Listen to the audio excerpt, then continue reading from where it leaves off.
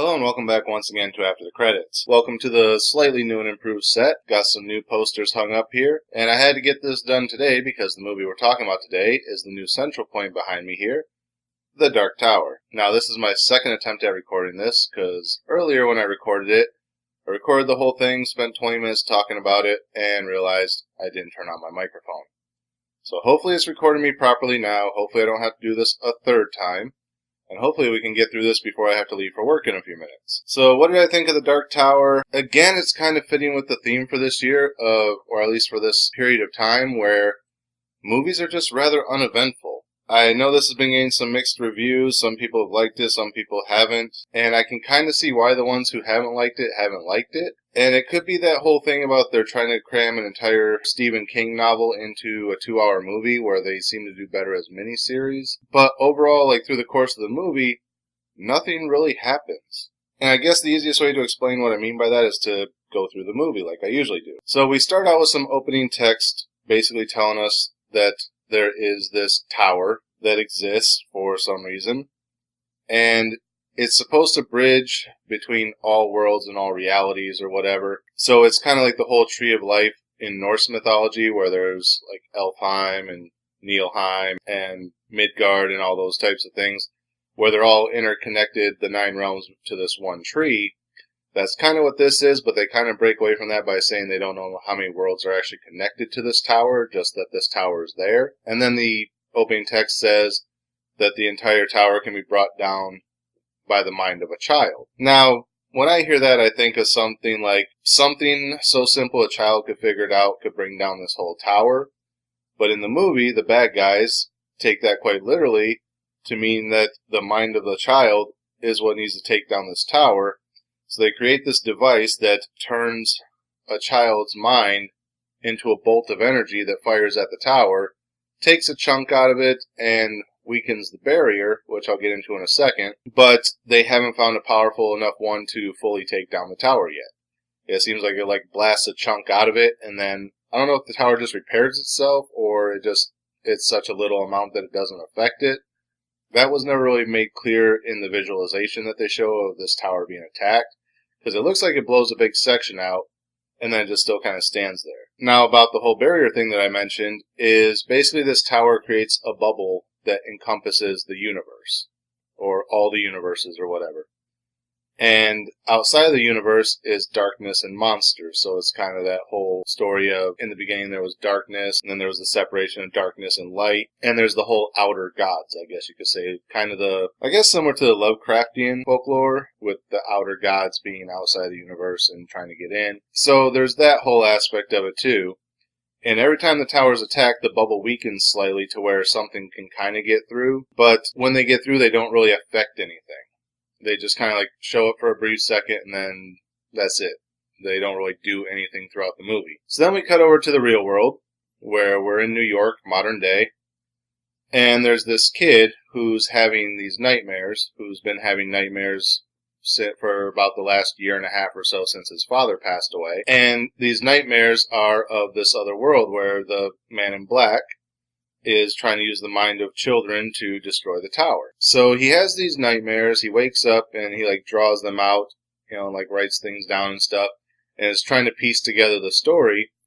And of course, his mother thinks, this is a little bit of odd behavior.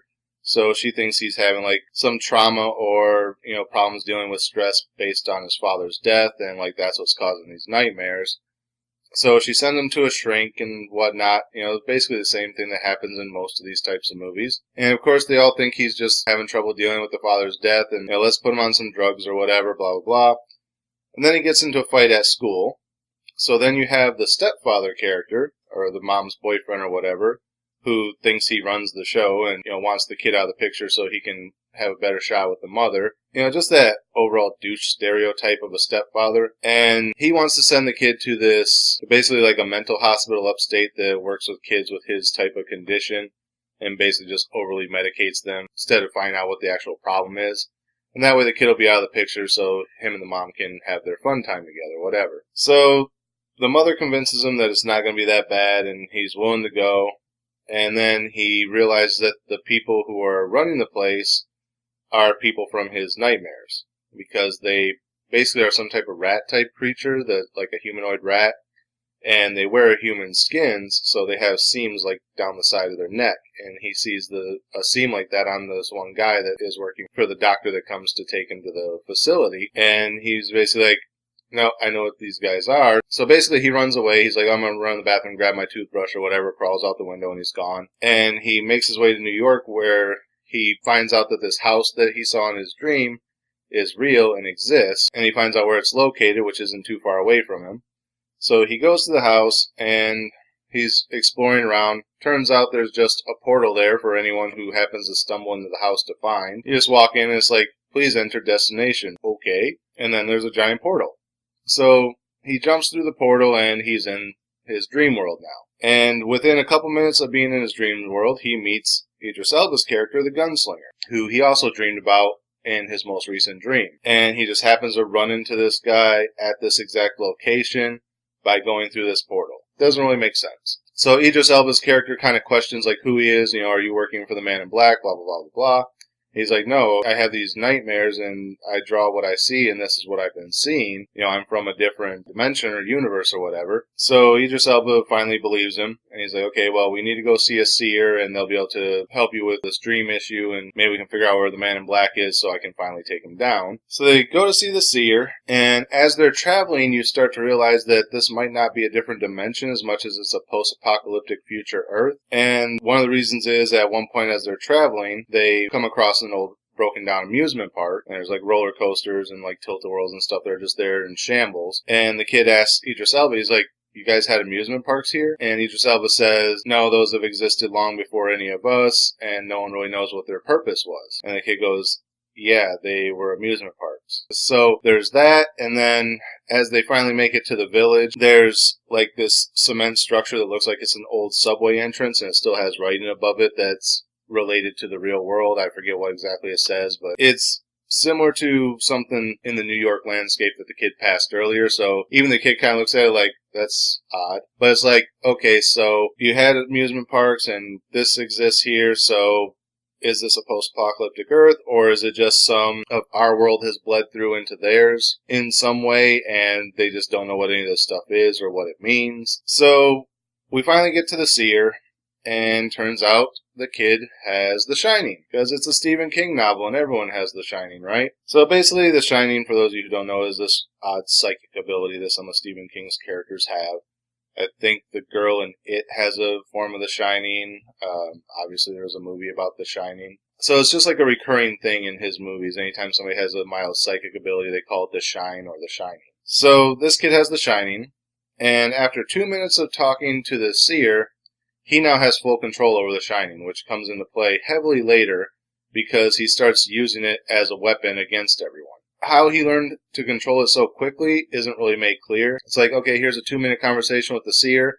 Oh, you have The Shining. Okay, so I'm a psychic now. Boom, I can control this. So as he's learning how to use his ability in 2 minutes, the Man in Black manages to track them down and takes him prisoner because obviously he has this powerful mind.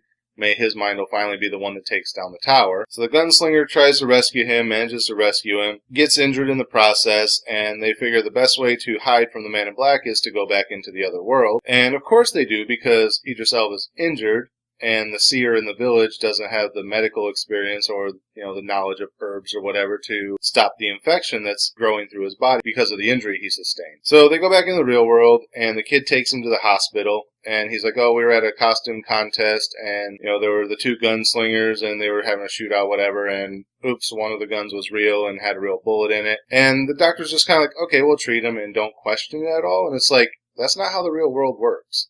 Even if you accidentally shoot yourself, if you go to the hospital, the police are contacted and come and have to do a full report before they'll let you leave. And these doctors are just like, oh, okay, well, we'll treat you for your gunshot wound and we'll treat you for everything else that's wrong with you too while you're here.